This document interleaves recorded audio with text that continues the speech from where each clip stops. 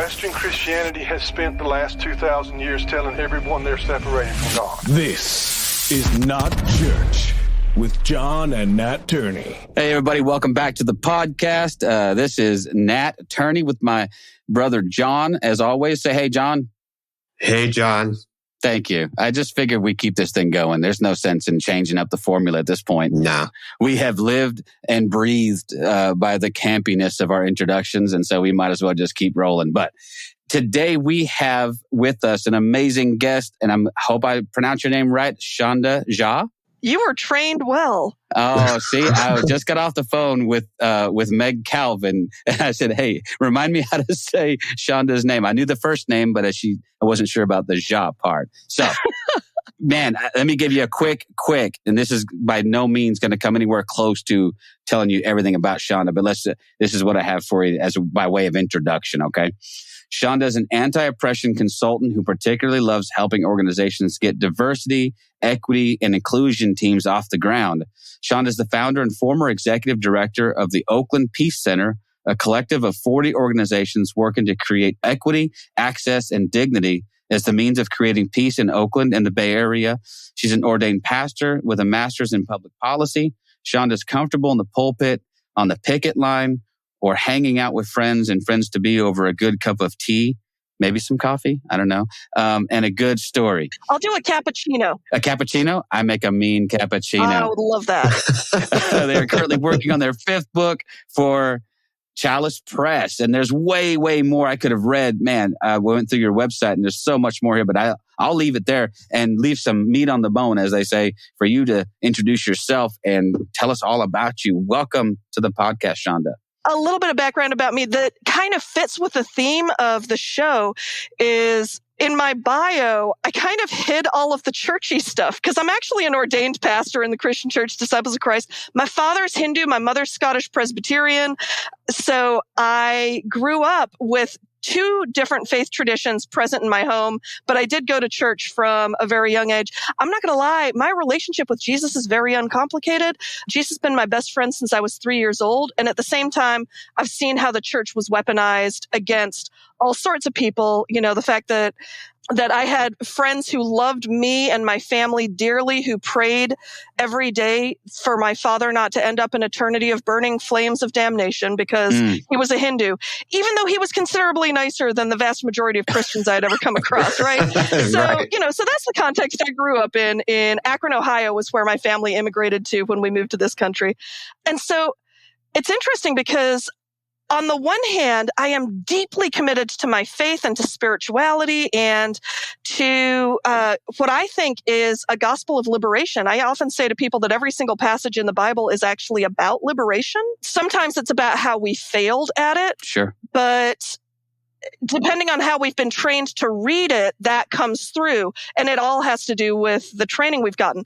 At the same time, because so many people I care about and want to work with have been so badly harmed by institutional religion, I tend to bury the fact that that's part of my foundations so that we can have a relationship with each other. And over time, as we build trust, honestly, it's easier for me to come out as queer than it is for me to come out as Christian in some of the spaces I work in, right? Yeah, I can see that. Because the church has done so much harm. I don't mean to laugh, but that is... It's real. Like oddly funny and true and sad. Yeah. So for that reason, that's why I'm super excited to be with y'all, because I feel like my bio, I was talking with our mutual friend, Meg, and I was saying, the reality is the best thing I ever did for my ministry was to become a not pastor.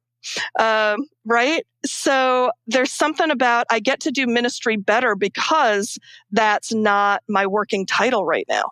Yeah. And don't you find that even, that term pastor is so loaded anyway. Yep. And in certain circles, man, that's an instant barrier that is overcomable. Yes. But it's sometimes an unnecessary one. Right? There's no sense in putting up roadblocks that don't need to be there. I know John calls himself the unpastor. Yeah. Right. So I think he gets where you're coming from. Exactly. But John's also a bit of a firebrand, so he does what he wants, man. So but you guys are actually pretty close to each other. You're in Oakland, right? I'm in Oakland, yeah. And so John's in. Well, I'm in Eureka adjacent. Yeah. Yeah. So I'm Wait, like where are you? I'm in Eureka, California. Well, I'm in Neyland, California, which nice. is like 35 minutes east of Eureka. I'm up in the mountains behind Eureka. Oh, that's gorgeous. Yeah. So yeah, I'm sitting I love here. Eureka. They have a really good brewery in town. Yeah, they do. They got a couple of them, actually. Yeah. Yeah, we have a Lost Coast Brewery, which is probably We can talk about beer now? Yeah. Oh, hell yeah. Hell yeah. I'm in. I like you more and more by the second. That's amazing. Although I got to say, my favorite beer in all of California is the Thelonious Monk dark beer in Fort Bragg. Fort Bragg. See? Yep. Yeah. John and I just visited that brewery last year before. I love it. I love that brewery. I was, obviously, John and I were, we're siblings. So we were born and raised in the same place. Yes. But I currently reside in Texas, but we have some good craft beer out here too, but California's got some amazing stuff. Yeah. Back to the whole unpastor thing. I get that. In fact, I was just talking to our mutual friend, our mutual fiend, Meg Calvin, who has now made an appearance 4 times on this show. Meg, when you listen to this, be flattered. Well, I was talking about some words that I feel are almost unreclaimable, if that's a word. I think I just made that up. So an example I used was the word evangelical. Like, I can identify, even though I feel like in the truest sense of the word, I am 100% evangelical. But because of the instant connection with a certain political ideology and a certain brand of politics, the second you say evangelical, that triggers some sort of reaction for some folks. Are there words that we just need to maybe abandon to communicate better who we really are and maybe just get rid of some old language? What do you think? I think sometimes that's true. It's interesting because there's a lot of the work I do these days is to work with nonprofits and corporations and faith communities around diversity, equity, and inclusion. And the landscape of language in that arena is constantly evolving and re-evolving. And so there's a lot of conversation about, should we be talking about people of color? Should we be talking about BIPOC? Black and Indigenous and other people of color? Should we be talking BIPOC, Black, Brown, Indigenous, and other people of color? There's all sorts of constant evolutions. There are folks who now have idea teams because they're doing diversity, equity, and inclusion, but also access, or Jedi teams because they've added justice. And so I think the language can help us clarify. I've got a friend, Jose Morales, and he and I have dabbled with identifying as evangelical because people know what we believe. And it's so jarring to hear people like us, brown folks, who have a liberationist take on the text, who are, in his case, LGBTQ affirming, and in my instance, actually queer, claiming that term of evangelical and saying, actually, we're going back to the Greek, to euangelion, the good news, the good news of liberation. And I think it can work only to jar people, shake them up, make them ask what it is they actually mean by that term. Because if their response is, no, you're not evangelical, then they're getting really clear on what constitutes good news for them. And then we can have an honest conversation, right? For sure. So I think it's always interesting to play around with that. But do you feel like, kind of working off what Nat said, someone that looks like Nat and me, throwing out the word evangelical, is it jarring in the right way? Right. So for someone like me, if I said, hey, I'm evangelical, I think the conversation is kind of shut down. Yes. If I was to use that word, which I wouldn't. Yeah. No, I think you're right. It evokes so much. Right. So Nat and I agree on that one. I believe Nat and I don't agree on the use of the word Christian. So I no longer claim myself as a Christian. I don't use that word. It's not a word I would use. If someone asks me, are you a Christian? My first question would be, well, what does that word mean to you? Yes. And then so from their definition of Christian, I would be able to say yes or no, I am that, or no, I'm not that.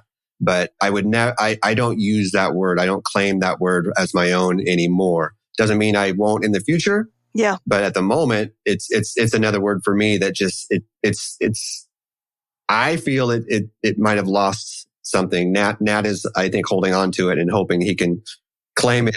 No, I agree that it's lost something. No, I 100% agree. that it, just like the word evangelical, just like the word religion, just like some of these other words that have become so closely associated with something very particular, I'm just stubborn enough at some point to go, you know what? Fuck you. I'm not giving it up. You don't get to, you don't get to keep all of my words. You don't get to keep all of my, you can have that one. You can have that one. I'm keeping this one. And there might be a time when that's not so useful. I understand, what you're saying about sometimes the unnecessary roadblocks. I will say this, in certain circumstances and with certain people, if I sense that's going to be a roadblock, I won't use it. There's no sense. I'm not intentionally trying to lay landmines that are going to inhibit some kind of connection. So yeah, like you said, like at some point, it'll be easier to come out as Christian than to come out as something else and say, okay, actually, I have a confession to make. I do kind of love Jesus a little bit. Yep, absolutely. So I come out. I'm ordained in the Disciples of Christ, which is a very progressive denomination in some fashion, in some ways, and it was really radical back when they started out that to become a member of a disciples church, all you had to do was proclaim Jesus Christ as your personal Lord and Savior. In those days, that was a radical act because there was no creed. There was no other thing you had to sign on to. As long as you believed that, you were allowed at the table. There was no barrier other than believing in Jesus as your personal Lord and Savior. Now, at this point in time, that's a much more loaded phrase, right? So in the spirit of that radical inclusion intent, when I was the pastor at First Christian Church of Oakland, there were a couple of folks wanting to join the church. One of them was this powerhouse Asian American feminist theologian who, she's not post-Christian, but she's also hanging out in Christianity specifically to say, you don't get to take the term away. And then the other person who wanted to join was just this badass labor activist, now a labor lawyer, just killing it, doing amazing stuff. And I said to them, y'all, I'm imagining that it wouldn't be meaningful for you if I asked you if you wanted to proclaim Jesus Christ as your personal Lord and Savior in order to join this church. And they were like, we could live with it. It's fine. And I said, how would you feel about I commit to following in the path of Jesus? And they were like, yeah, we'll do that. And so without asking the church, because it was a very generous congregation, that was the words I asked them in worship when they joined the church. And afterwards, I was talking to one of the elders of the church, and I was like, so I changed the membership vow. And he was like, yeah, I noticed that. And I was like, what I asked them to do is actually harder than what you got asked to do. And he was like, yeah, I noticed that too. And that was what was beautiful about it, is they were both like, oh, everybody was like, oh, following in the way of Jesus is not fucking around. Right. I can say I believe this about somebody, and that's fine. It doesn't obligate me to anything. Right. But following in the way of Jesus asks a lot more. And if we got a term like Christ, Christian means I believe that Jesus is the Christ, the Messiah, the Savior. Well, you got to ask, what are we being saved from? And I think that's a really important question. So in that way, that terminology actually still does matter to me, because I want to know what you think you're being saved from. Right. Well, that's a good question. So let's ask that question. So if Christ is Savior, and I believe He is, I would affirm that. What is it exactly we're being saved from, or what are we being saved for? Well, it's actually why I wrote my last book, Liberating Love, which is a 365-day devotional, because I think that this notion of what it is we need to be saved from, I think at a heart and soul level, most of us are longing to be saved from the same things. We're longing to be saved from insecurity, and that could be economic insecurity. It could be insecurity around our safety. It could be all sorts of different kinds of ways in which we are vulnerable, right? There are good ways of being vulnerable, but I mean vulnerable to harm. We want to be protected from that. We want to be saved from those threats to our well-being. I think the other thing we want to be saved from, many of us, is isolation, being alone. I think one of the most toxic parts of the American myth is the myth of individualism, which is sugarcoating a culture of isolation. And so I think one of the other things that we are longing to be saved from is being isolated, whether that's from something bigger than ourselves or from human connection. We're longing to be saved from isolation. And I do think that we are longing to be saved from having to fight for our own sense of dignity and self-worth. And the interesting thing about those things is this is what, in my anti-racism work, is a driving force. We are seeking for all of our people to be safe. We are seeking for all of our people to be free. We are seeking for all of our people to be seen. But ironically, as horrific as the actions of, say, January 6th were, and how much we need to establish accountability, what were those folks longing for? They were longing to feel safe. They were longing to feel free. They were longing to feel seen. They were longing for connection. And so I think that in some ways, this is why a gospel of liberation can actually create connections like nothing else can. I think that's the way in which I hope that Jesus, God, can save us from each other. Yeah, and it's too bad you couldn't get those people in a room, sit them across the table from each other. Copies of the devotional. You should, totally. And say, listen, you all want the same thing. This is a common human need to be seen, right? To be significant, to feel like you have some power over your own life and the choices that aren't always just being made for you. So I have struggled because, that segment of society, there's so much about that bothers me, but I have prayed, God help me see the commonality, because I can sense the genuine frustration. Yeah. Whether it's real or imagined or just a perspective issue, but you can't deny the reality of whatever their sense of angst is. Right. That they are all those things you just said, that they are not being seen, that they are not being heard, and that decisions are being made for them. Right. And it's just too bad they can't turn that same sense and feel empathy for the people across the aisle who are feeling the exact same thing. Yep. And find some common ground. But man, I agree with you. I love all that, talking about what we're saved from. One of the first dominoes to fall in my deconstruction and all of this, that we've all been going through, was this notion that God was there to save me from some future subterranean torture chamber. Once that mythology began to kind of fall apart, then the deeper questions could be asked. Like the ones that you just answered. What are we really? And I was just talking to Meg. It's really interesting. Meg, that's 5, by the way. I'm keeping track. I was literally just talking to Meg about how I'm going to wrap. She's helping me write this book. And one of the ways I want to wrap it up is talking about is this deep, deep need for connection. And exactly what you just talked about, and how religion actually comes in and competes against that connection. It actually fights against it. It creates more isolation because we haven't just decided as a culture that individuality and individualism is important, but we've also turned the gospel into a very individualistic salvation message, right? Yep. And so now my relationship with God is between me and God, and it can be very isolating. And so that need for connection is so deep. Yeah, man, I just resonate with everything you're talking about. I have never felt more alone than when I was knee deep in church. When I was trying to follow whatever path the church told me I had to be righteous and be good and be better. And you become everything that you say. So in this place that's supposed to give me freedom, I found that I was being more isolated, that I had to isolate myself because if I didn't, people would see the real me. And did it feel like the real you was a threat? In a younger version of me, yes, because, I never was going to be good enough for God. So if I was never good enough for God, I was definitely never good enough for the congregation. Yeah. And then you talk about self-worth, and then, as you're looking at yourself and you're listening to the pastor and he's telling you these are all the things you need to do to be right with God, and you're realizing you're failing at every single one of them. So your self-worth also just plummets, right? So you have no self-worth. You feel like you're worthless, that you're a dirty, rotten sinner, piece of shit, all those kinds of things.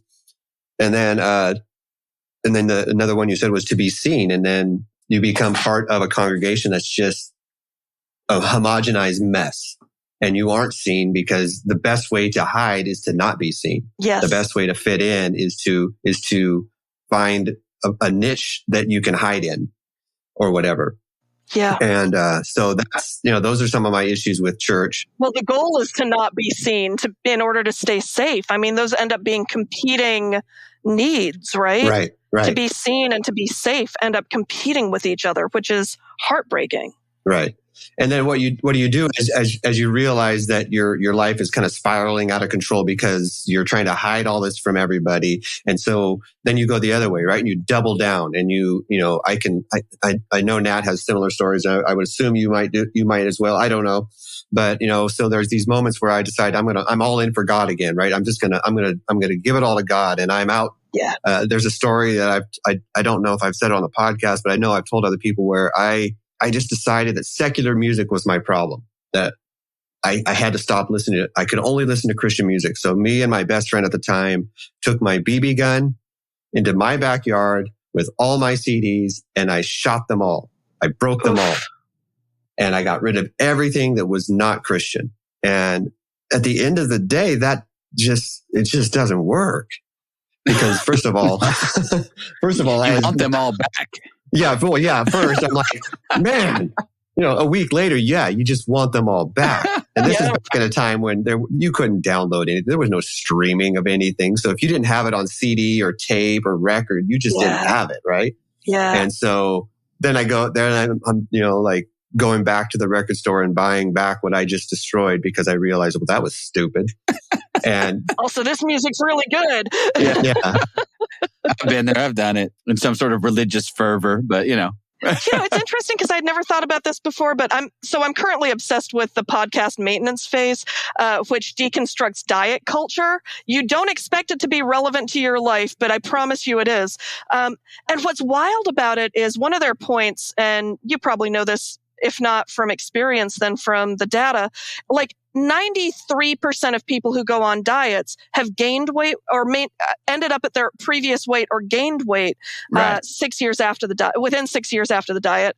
And I mean, for many, it's within months, right? And part of that is because we're not built for a life that is grounded in oppressive restriction. It's not possible to live that way. Plus, God built us for joy. God built us for pleasure. And by withholding this thing that actually was part of God's intent, we do damage to ourselves. And part of the point of the, diet culture is I started out as somebody who was 20 pounds overweight and was told that I was going to die as a result. I spent 20 years trying to lose that 20. I've gained 100 pounds. This is my new normal. Right. Turns out, I'm actually super healthy. Like all the medical charts show I'm in great shape. I'm just fat. But the irony is in those early days, if people had said your health indicates that you're doing great, I might be 80 pounds lighter now. But because of a culture that kept telling me I was inadequate and I was too much, and that I was going to die, and that I was also offensive to those around me, I kept trying to restrict myself and squeeze into a box over and over. And I had never thought until you were sharing just now, John, that's like church. Yeah. Now, not all church. I know, hashtag not all church. Well, I want to be real clear about that. That's implied, right? Yeah. Standard caveats always apply. But the church writ large, right? I mean, as an institution, has trafficked in this sort of shaming, really, if we're just going to be honest about it. Yeah. I was listening to a podcast that Peter Rollins did with Rob Bell a couple of years ago. I imagine that was a very boring conversation. Neither of them has much meaningful stuff to say. Both those guys are just turds, I don't like those guys. That's just because they won't come on my show. This will make them want to, though, this conversation we're having right now. And me calling him a turd? That's actually... I've already called out Rob Bell once through a friend of his, so I don't think he's ever coming on. But I love Rob. Rob, if you're listening, I love you, buddy. Huge fan. A huge fan. But Peter Rollins had talked about Prohibition, and in his, obviously his very beautiful Irish lilt. Everything he says sounds smart, but it's essentially what you're saying is what he was saying, is that Prohibition is just, it's the absolute worst way to curtail behavior. We know this from, like you said, either from the data or from experience. That the second, I'll tell you a story. I was walking down the street one day. I was teaching at this school, and I went for a walk.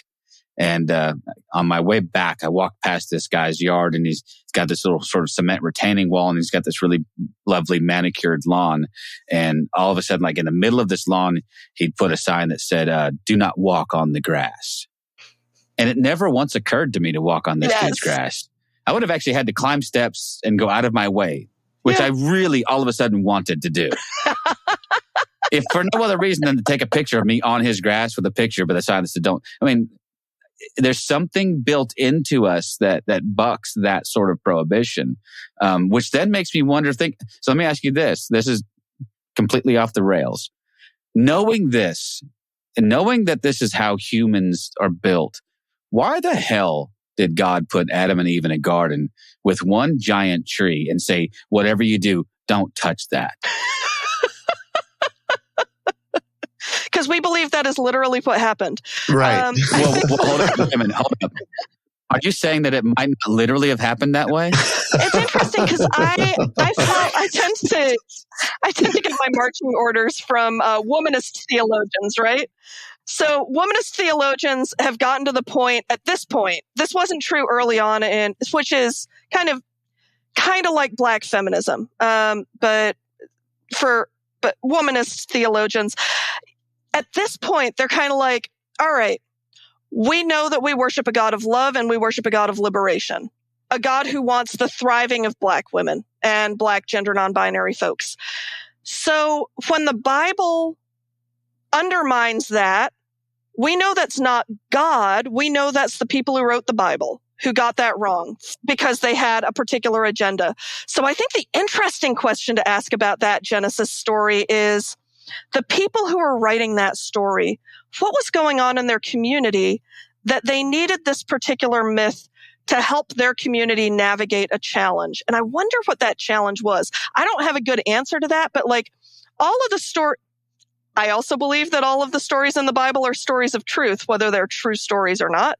Amen to that. And so I wonder what the truth within that story is. I'll tell you, one of the things that I learned from that story is, wow, a society that preferences men means men are less likely to take accountability for their own actions. That's a really clear lesson in that passage, right? Oh, yeah. Absolutely. That's evident immediately. Yeah. Yeah. Hey, that woman you gave me. First of all, gave you? What the hell's going on with that? Not even to delve into that there are two different creation stories within that, right? There's one that actually literally says that man and woman were created together, and another one that says that woman was created from man. And we're within the same book of Genesis, and we're just supposed to pretend like we don't notice that. Yes. And that's, I mean... And that God is clearly both genders, right? In that, version. Yes. But he still prefers being a man. I don't understand. God's confusing. I don't get that. Yeah. Well, I think God keeps getting misgendered because when God speaks about God's self, right? In that Genesis story, God says, man and woman, we will create them. We being the in royal our we, image. In our image. So my image is both male and female. And then once it switches to the third person is when God starts getting referenced as male. See, I think gendering God at all is misgendering God. Although I think that God may be all genders rather than no gender. And I think that that's an important distinction. Okay, I can buy that. So wherever you land on the spectrum, you should be able to find yourself in the image of God. Yeah. Right? Exactly. There should not be a place where you find yourself excluded from that image because you don't fit some binary, definition of gender or whatever. God captures the fullness of gender. Yes. Yeah, and I think that I love that. I love that idea that that God encompasses all of that. Yeah. Because I hate the idea that somebody would ever feel excluded from that identity. It would break my heart. And so I know that you've probably experienced that in your life. And you obviously are fighting for people who experience that on the daily in their lives. So I very much applaud the work that you do. I wonder too, because I can't remember who it was that talked about this. But there is this notion among scholars that the Genesis story and a lot of the stories in the Old Testament written down post-Babylonian exile. Mm-hmm. And so there is a sense in which some of these stories are written as polemic, that they are, listen, they're just offering up their versions of the stories coming out of a culture where they've been inculcated with, or indoctrinated inside of whatever mythologies that they've been exposed to. And now they're saying, no. One thing I do love about the Old Testament is I do see it as having a trajectory. Does that make sense? Yeah. I mean, even some of the things in the Old Testament that are now by contrast to where we are today might still seem, maybe barbaric even or antiquated. By comparison, we're still steps forward. Would you agree? Absolutely. Absolutely. I mean, an eye for an eye and a tooth for tooth sounds barbaric, except when you understand that prior to that, it was an eye for a village. Exactly. So rather than a permission to seek retribution, it's at least a limitation on that retribution. Let's at least keep a proportional response, right? Exactly. You took my eye, I'm going to wipe out your family. No, sir. An eye for an eye and a tooth for a tooth. Let's at least keep it equitable, right? Right. Exactly. So when we can read the text through that context, I think that's a way to reconcile some of those stories that seem tough. And I also think that those, I mean, what the Hebrew Bible does is tells a good story, right? Yeah. Like there's something that ends up being a little bit more long lasting about a good story. Like we can still wrestle with, well, what was going on? Well, what did get hidden? Well, what was going on for the community that this story would be helpful to them? Which is a lot more helpful than, and don't hear me throwing shade at Paul, although I can. With his stuff, it's much more didactic. It's much more, here's what you got to do. And you have to be bringing an intention to notice the story underneath those dictates. Absolutely. We quote him talking about love is patient, love is kind, love forbears all things. We use it in weddings all the time. And you have to bring a lot of intention to say, wait a second. What was going on in the church in Corinth that he needed to tell them that? That means they weren't being patient. They weren't being kind. They weren't being forbearing. They weren't doing any of those things. That church must have been hella messed up. Yeah. Right? And so, of course, he's driven to say, y'all, this is not how community functions.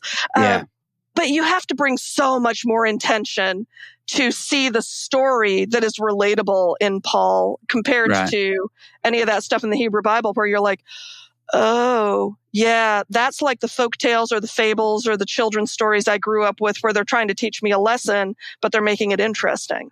Right. Which makes it easier to translate in some ways, honestly. Well, no, there's a lot of interesting subtext. There's a lot of interesting, honestly, the story of Jonah getting swallowed by a fish is okay, interesting. The more interesting questions to me are all of the things underneath that story. Yeah. What is Jonah's problem? What's his issue with the Ninevites? Why doesn't he want to go help them out? Why is he being such a dick? I mean, I'll tell you what, we want to talk about a story that came alive in a whole different way, was when our country, so after 9/11, the then president talked about the axis of evil, right?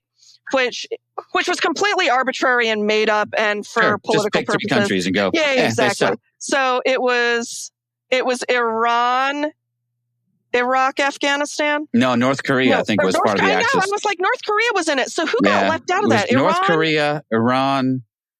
I don't think Iraq was powerful enough to be an axis of anything. Well, they were who we were going in to bomb. That's why I can't believe that it's now I have to Google it. Recent. And now, go ahead and Google it while I'm telling this story. The axis of evil. Yep. Who was in the axis of evil? Because it was just 3 countries. And I feel like North Korea was one of them too. But we were getting ready to bomb 2 of them.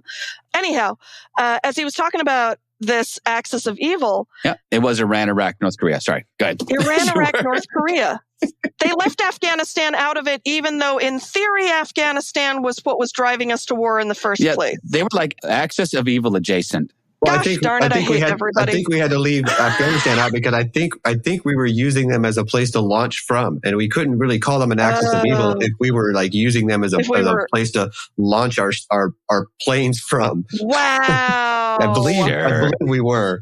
Wow. We the enemy of my enemy, right, becomes your friend for a moment. Yeah. And I think that was kind of and I could be completely making that up. So I'm not a historian. Don't quote me on that. But anyway, back to your story. Wild. So anyhow, back to Jonah. So we're looking at this axis of evil and this big caricature that's been made, and the erasure of the fact that on September 12th, thousands of people gathered in Tehran Square lighting candles and praying for all of us in this country. All of that goes out the window because it doesn't fit the narrative. And then in the lectionary, we come across the story of Jonah. And where's Nineveh? Turns out it's in modern day Iran. And suddenly there's this other layer. What does it mean if your people perceive a country as a dangerous, dangerous threat? And then you're told, go to that country and tell them that God loves them and wants to forgive them and give them another chance.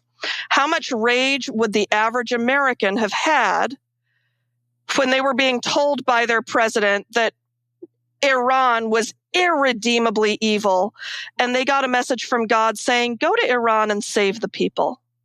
I mean, not save the people in the modern evangelical sense, but give them the chance to make things right. And I think that that's one of the fascinating things that the Bible can offer to us is it forces us to check our impulses, because our initial reaction is, what could Nineveh have done that Jonah hated them so much? Well, what did Iran do? And I think that's a really interesting question. Now, the flip side of that is, for those of us who have lived under oppression, if my grandfather had been told, go to England and save them, his understandable response would be 750,000 people in my state were killed by famine because Britain wanted to steal our food in case they got hungry 5 years from now. How dare you send me there? So it works in both directions. It works for those of us who are marginalized and oppressed to be like, what does it mean to worship a God who wants to liberate the people who have decimated us? And then on the flip side, for people who have experienced a certain amount of privilege, what does it mean when our government turns a whole country into an enemy, to oversimplify and convince us that it's justifiable to destroy those people? So all of that shows up in the book of Jonah. Yeah. And the least interesting part of the whole story involves a fish. It's the whale, yeah. Like, at this point, who gives a shit? Yeah. It's just a nifty little literary device. And, again, to invoke the name of Rob Bell, that's twice for you, Rob. I think I remember hearing him saying back when he was still pastoring Mars Hill. Yeah. I used to listen to his sermons all the time, and he did a series on Jonah. And that was one of the things he said was like, that's the least interesting thing. If the question you asked me is, did Jonah really get physically swallowed by, was there even a real Jonah? He's like, I'm already bored. I'm like, who cares? But you understand, there's so much more interesting stuff going on here. Let's talk about that. This is the cost of literalism. The cost of literalism is you miss all the good parts of the story. Yeah, it's the cost of literalism is boredom. Yeah. It's like, come on, man. What we just talked about for the last few minutes, fascinating. Much more interesting than anything, any one of these sort of literalists would have to say about the text. And, and then having to rank, to wrangle with the logistics of how many animals Noah could fit on an ark, and could the penguins have swam for 40 days, or did they have to, I don't know. So all that stuff is just silliness to me. Oh, I never thought about that before. I think that's actually a very good question. Could the penguins have swum for 40 days? I don't know. I mean, somebody had to be left off the ark. I mean... Well, obviously the dinosaurs were left off the ark. And so were the unicorns. There's no dinosaurs, John. That's just a big conspiracy. Oh, that's right. Okay. I forgot. Ken Ham proved that to us, didn't he? Right. But that's endlessly... I love... That's one of the things that keeps me coming back to the Bible, really. When a more literalist view of that would have me just abandon the whole project. Because there's just, at that point, you can't deal with the inconsistencies of it. One thing that John and I, we had a really interesting discussion with that, with what was that guy's name? The friendly atheist? Hemant Mehta. Yeah. Super nice guy. Lives up to his moniker 100%. Super friendly guy. But one of the things that I want to push back on atheists about all the time is they're every bit sometimes as fundamentalist in their approach to the Bible as the most fundamentalist. Yeah. And they just use, and he did it. I'm not throwing shade on him at all, but some who are a little more caustic in their approach, they come at the Bible the same way, a real fundamentalist evangelical will. And then they use that to say, see, this is all garbage. Yeah. And so they don't want to bring any nuance to the text either. So I appreciate the work that someone like you can do in asking those really probing questions. Okay, well, what's really going on here? Right. And I'm still chewing on the Genesis one that you brought up several, 20 minutes ago. I'm still thinking about, that's a really good question. That's a really, I'm not sure I have a good answer, but I'm going to think about it for a while, I love those kinds of questions. That's part of the fun. Yeah. Yeah. That's why I'm always surprised when people say they think the Bible's boring. They're like, no. Certain interpretations, are a little more boring than others. But anyway, that's all awesome. John, I cut you off in the middle of a sentence, so man, I'm sorry. I was going to try to steer the conversation back towards more of your like activism and the stuff that you do with that, and kind of use but using what we're talking about the Bible and being so literal and taking the Bible so literal, doesn't that sometimes give certain groups of people permission to other and to separate themselves from different groups of people? And then because of that, we do create these isolated groups that we get to then point at and say, see, these people are going to hell. I'm not going to hell. These people over here, if they would just, fix their problems, they could be more like me. And it gives us this permission to, for lack of a better description, to other them, right? And so it kind of fits into what I think what you're doing with more of your activism type side stuff that you're doing. Yeah, no, I think that's right. And so it's interesting because I think a weird way that white supremacy ends up showing up in these conversations sometimes is the assumption that believing the Bible is real makes people backwards. And I say this because I hang out with a lot of very liberal white Christians who unconsciously look down on communities of color who are active in their faith, because there is a sense of, oh, they don't understand. They keep treating the Bible as a literal truth. But here's the interesting thing to me. There's an accusation that this is true in immigrant communities and in Black communities. And what I find remarkable is that enslavers would teach the Bible to people that they were enslaving. Right. And because the enslavers approached the Bible as kind of an abstract metaphor for life, they didn't realize that the people who were enslaved could listen to those stories and say, okay, God is real and God frees people who are enslaved and God invites people who are enslaved to participate in their liberation, right? And some people would accuse someone of being a literalist for saying that, but at the same time, taking seriously that God is a God of liberation is actually a powerful thing for someone who is suffering under enslavement to do. Similarly, I've been arrested a couple of times along with fast food workers, and it's not because it's a box to check off. It's more because fast food workers and the unions that they work with have learned that if clergy get arrested along with the workers, the clergy are less likely to be abused in jails, right? Okay. And so they have to find clergy of both genders because the jails still function in a bi-gender fashion. And so occasionally I've been asked to be the female clergy who's willing to be arrested along with the workers. So I'm at this McDonald's and we occupy the inside of the McDonald's, and I'm asked to speak, and one of the union reps is translating for me into Spanish because my Spanish isn't good enough. So I'm talking to the workers and I'm saying, hey, our Jewish friends just finished a celebration called Passover. It's when they celebrate their liberation from enslavement. And I say, as a little joke, I'm not saying that Ronald McDonald is like Pharaoh, but, and everybody, everybody laughs. And the woman who's translating for me, she knows how to say Ronald McDonald in Spanish, but then she turns to the person next to her and says, kind of quietly, I don't know how to say Pharaoh in Spanish.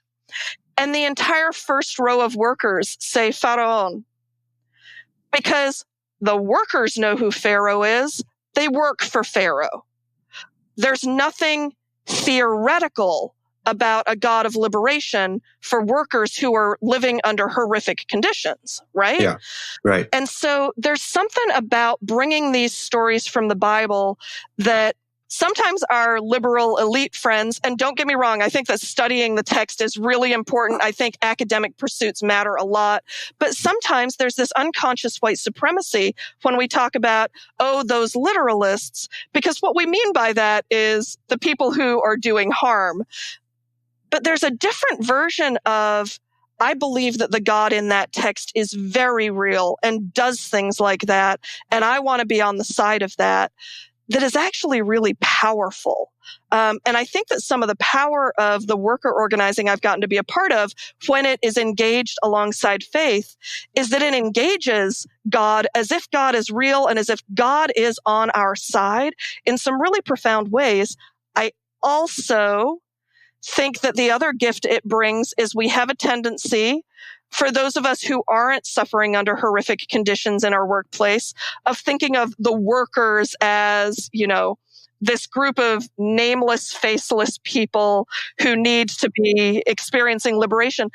But they're also church leaders. They're also parents. They're also, community members. They bring a fullness of experience beyond just being employees at a restaurant. And when we engage faith, they actually get to bring their wisdom into the conversation in a way that often gets ignored. And I think that that's powerful too.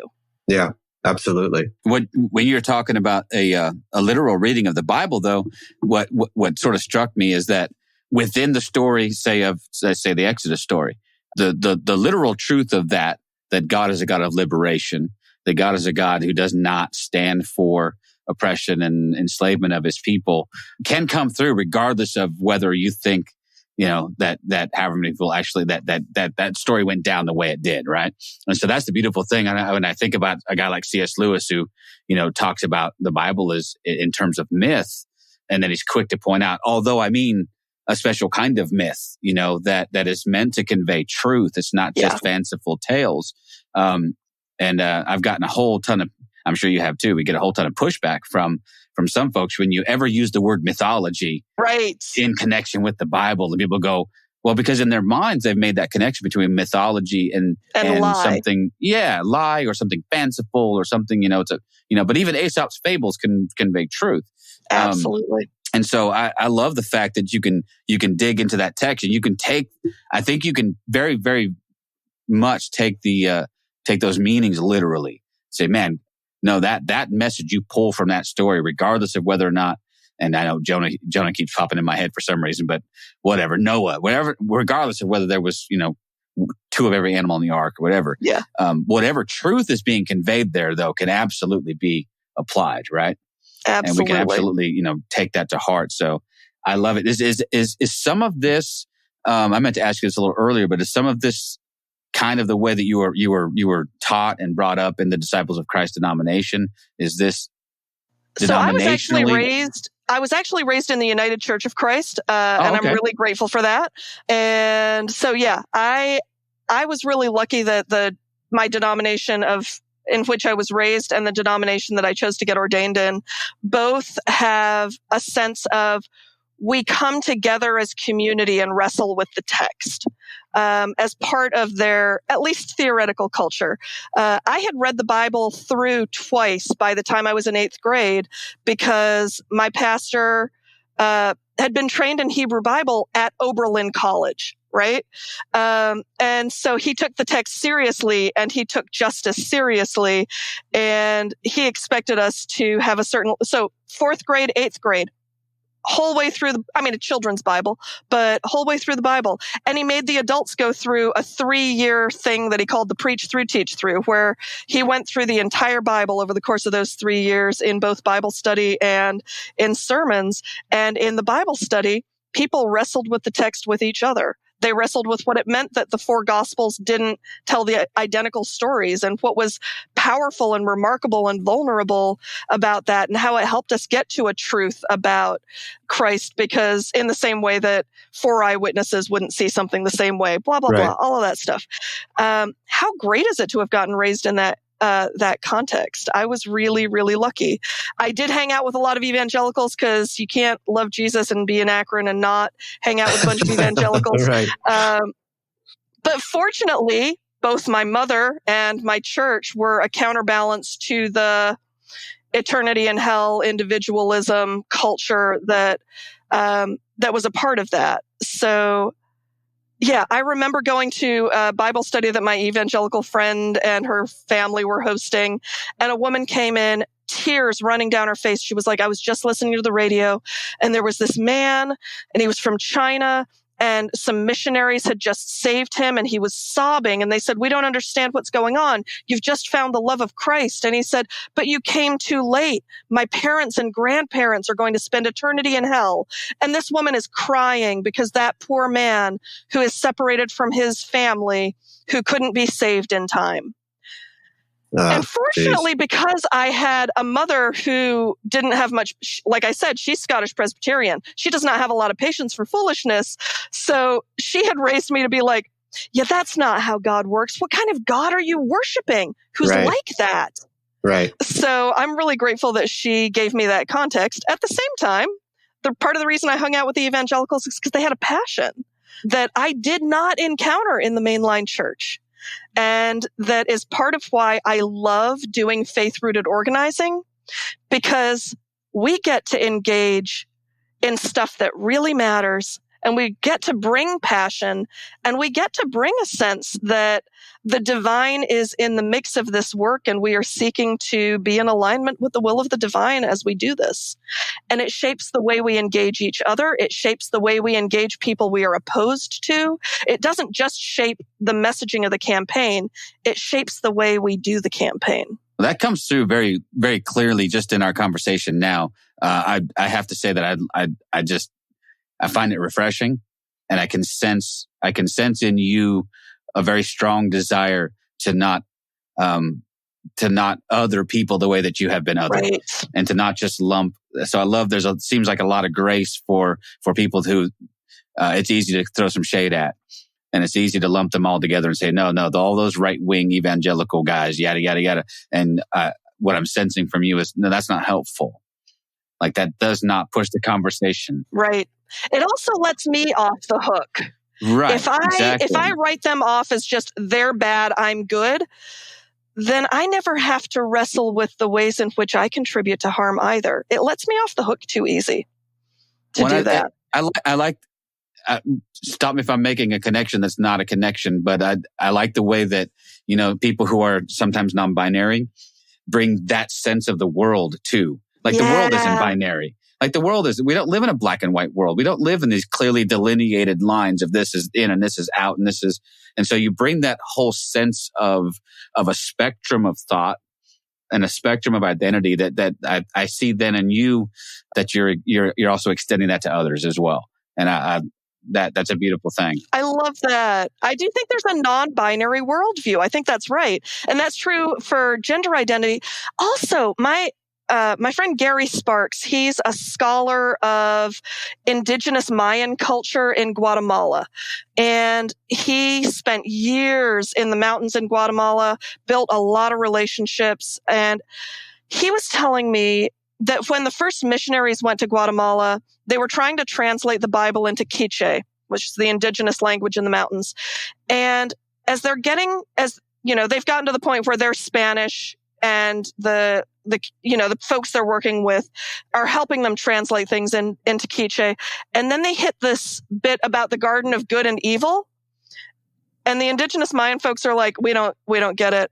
And they're like, so there's good. And they're like, yep. And they're like, there's bad. And they're like, okay. And these missionaries are like, no, and then there's bad. And they're like, okay, we don't understand this. And Gary's point, as he was explaining it to me, was the indigenous Mayan folks did not have a binary notion of good and evil. They had this notion of, kind of like we talk about yin and yang from Chinese Taoist beliefs, right? Of there's a balance in the universe. Kind of like the Dark Crystal, if you were allowed to watch that. I don't know what kind of church you went to as a kid. I love the Dark Crystal. I had friends who were not allowed to watch it. Yeah. But kind of like the Dark Crystal, which is why my evangelical friends were not allowed to watch it, is it doesn't have a binary structure to it. It has it all needs to be in the mix together. Right. Which is how the indigenous Maya saw the world. And so certain parts of the Bible just didn't translate into Quiche. Yeah.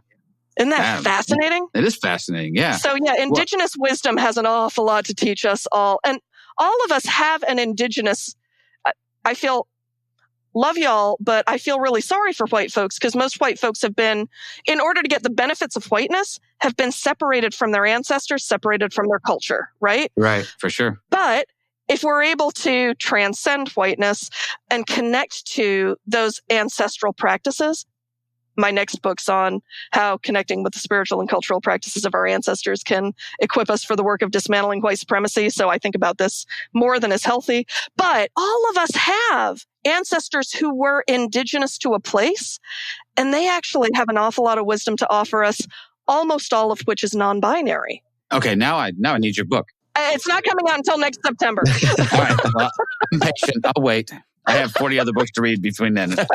So we were having a conversation with Baxter and Baxter Kruger, and unfortunately, we did not record this part of our conversation. But he started delving into the Celtic faith, which is for Nat and me a very strong connection. We're both, our culture, our ethnicity is Irish, and then would go back to the Celts and all that, and and again, this idea of wholeness and connection to the earth, which now, because, Christianity has to be binary or whatever you want to call it, can't have that connection, right? So we lose that connection of this interconnectedness with nature and the cosmos and all of that. And, so it really it strikes a chord when you really if you take a moment and really think about what you're hearing. It's like reading books on indigenous cultures here in our country. And it really, for me, it really strikes a chord as to how connected they are to the earth and to the environment and to the universe in at large.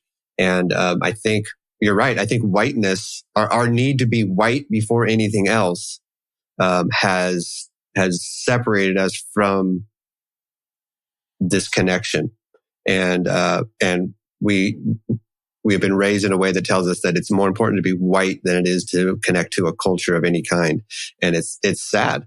And it creates this level of white supremacy that just it's unhealthy. I mean, obviously unhealthy. I know we're running out of time, but I just want to come back one minute to because I don't want to leave that conversation about the McDonald's thing without talking a little bit about this notion of white supremacy, because I have to be completely honest and say that I thought I was saying the right thing at the time. And now I'm looking back and going, how arrogant I was when I was like, so people are complaining about poor wages and they're working at McDonald's. So I'm going to use McDonald's because that's the one and I'm like, well, that's because McDonald's was never supposed to be a job for a career. That was my stance, right? That's not a career. If you've chosen McDonald's as your career, somewhere in your life you've messed up. That's the stance I took, right? And there's so many levels of white supremacy to that one statement that I just said and that I stood on for so long. Sure. And then it's like, okay, well, who else is going to hire them? Right. There are so many places out there who go through applications, and when they see a name they don't understand or they can't pronounce, how many just say, okay, I'm not going to hire, I'm not even going to call them because I don't even know how to pronounce their name. And so there's this level of like, oh, well, they've done something wrong. That's why they are 40 years old working at McDonald's. And we don't take the moment to step back and say, are are we potentially the problem here? Are we the cause of this? Right. We have, and I'm talking about we white people, specifically white middle-aged men, heterosexual men, right? Yeah. Whoa. And I'm feeling attacked. Good. Often with a certain level of educational attainment, right? Right. Which means not having friends who actually McDonald's is about the only career option available. Yeah. Right. So I just, I want to invite our listeners to really think more about what they're saying when they say things like what I used to say, which was like, well, hey, if they're 40 years old and they're still working at McDonald's, what bad life choices did they make? Right. That's and regardless, they should be paid a living wage. Oh, absolutely. But you know what, John, was it Felicia Merle who we had on who talked about, we got on the issue of white supremacy to some extent, and she made a really interesting, I think it was her. Felicia, if you're listening, I hope it was you. If it wasn't, I'm sorry. But she made the point that white supremacy sort of has its roots in us viewing whiteness as the norm by which everything else is then measured against. Right. Absolutely. And that was very intentionally constructed that way. So a person like me can feel like, listen, I don't have a racist bone in my body.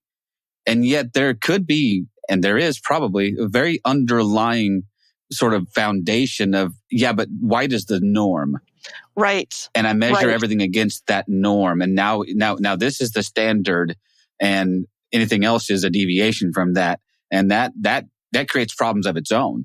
Right. And actually probably more insidious possibly than just outright racism, because it's harder to identify, because people like me can pat ourselves on the back and say, what? Yeah. No, I like all people, and I do. But and that's the thing is, because racism is actually about systems and structures rather than just about individual interactions. I think, and simultaneously, we're told that what matters is just the individual actions. Although, don't get me wrong, there's lots of individual race prejudiced actions that are horrible to happen. But we sometimes think, because at least I'm not conscious of doing any of that interpersonal race prejudice, that I'm not racist. And racism is actually about a system that's set up to benefit some people at a cost to others. Right. And that was baked into the origins of this country. And that's the hard thing for us to wrestle with. A really good example is, and this isn't a company specific. This is a governmental piece of paper that, I'm part of the hiring process of where I work. Okay. And so there's a piece of paper that shows that you're allowed to or not allowed to work in this country. And one of the questions is, are you a man or a woman? And I almost messed up there too. I had a person who did not identify as a male or female. Yeah. And the paper did not have an option for them. Didn't. Yep. He's like, there I go. This is something I'm still working on, right? That I'm trying to work on that, the gender specific titles. So they don't have an option to say that. Right. So where we had to reach out to the agency that makes this piece of paper and says, okay, what do we do here? Yeah. Literally, their answer is, you put down what they look like to you. Yep. Wow. That's their answer. So because this person looked male on this government piece of paper, I have to identify this person as a male, even though they do not identify as a male. And if they looked female. Yep. And the same thing happens with race. This is actually how people are trained is, if somebody refuses to check off the race box, then check it off for them based on what your best guess is, which is often going to be wrong. But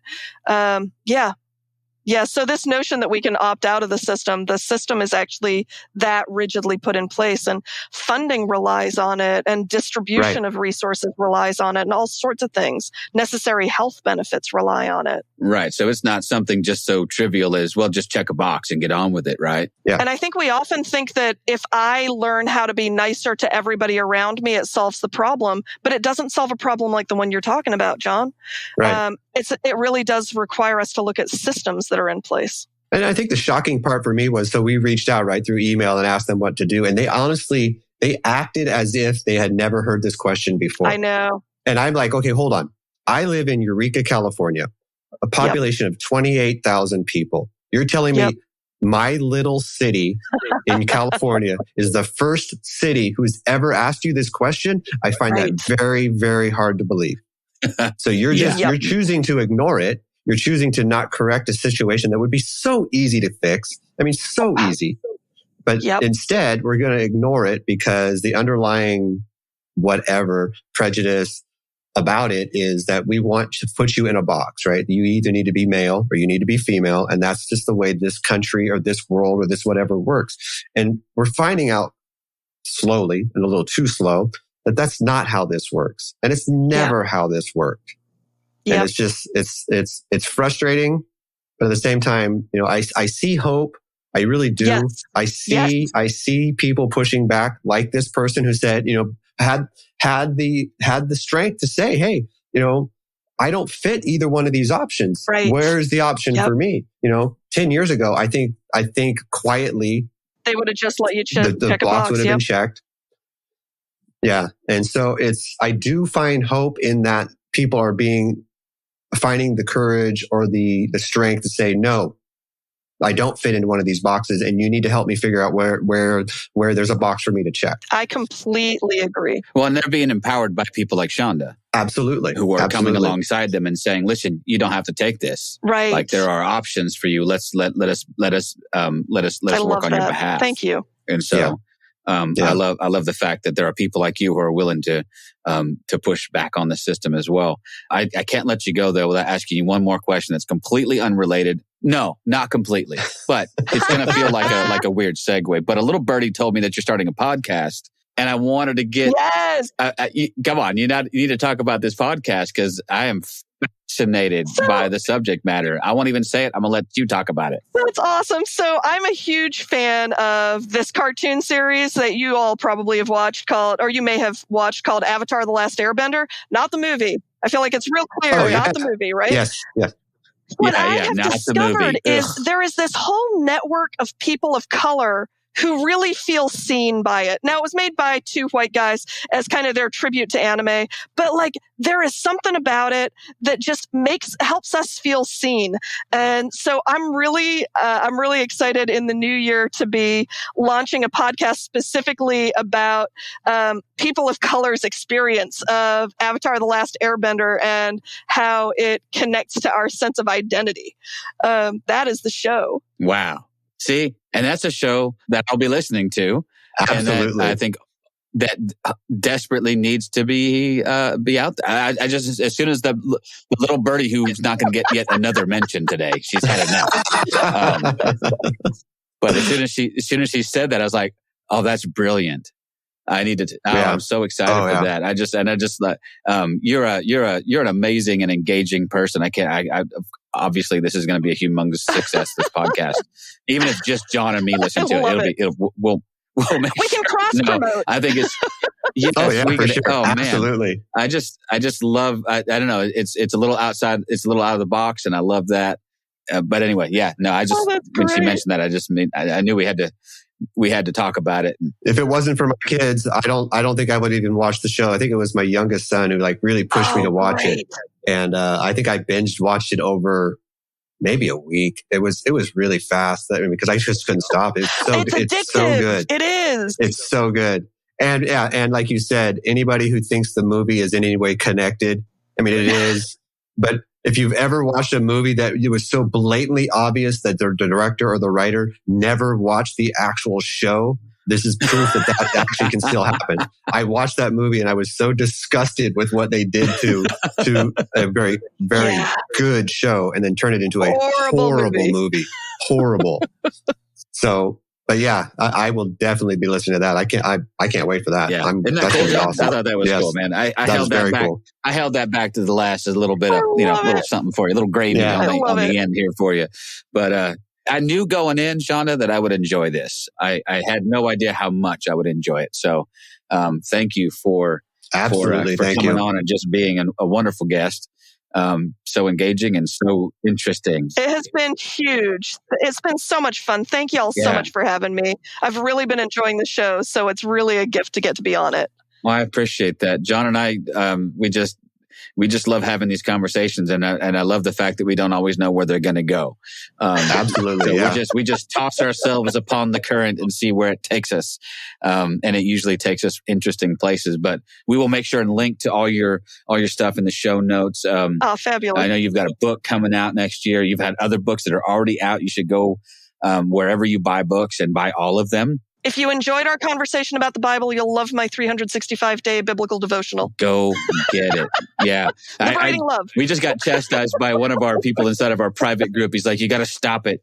You keep putting these people on the show, and I keep having to go out and buy their books because they get so interested. Now they have this giant stack of books. Just stop it. I'm like, well, no, we're not going to stop it. We're going to keep having fascinating people on there. And he's telling you to have more boring guests. Yeah, exactly. Basically. Or people who don't write books. Maybe have somebody on who hasn't written a book. So if he doesn't buy my book, then maybe don't tell me, because I will be really sad. He'll be one of the ones in a whenever this releases, I'll get another message from him going, well, crap, there goes, I got to buy another one now. Yeah. No, we appreciate the work that you do. We appreciate you coming on the show and just being awesome. So, and thanks to both of you. Yeah, appreciate you. John, any parting words, sir? No, I think they've all been said. We've said all the words? We've said all the words. There are no more words left. There are no more words to use. Thank you for listening to This Is Not Church. Be sure to rate and review the podcast on your platform of choice.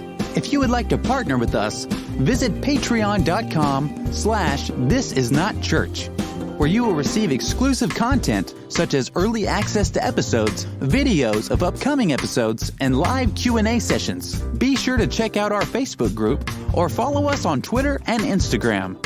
All the links are in the show notes. We'll be back soon with another episode.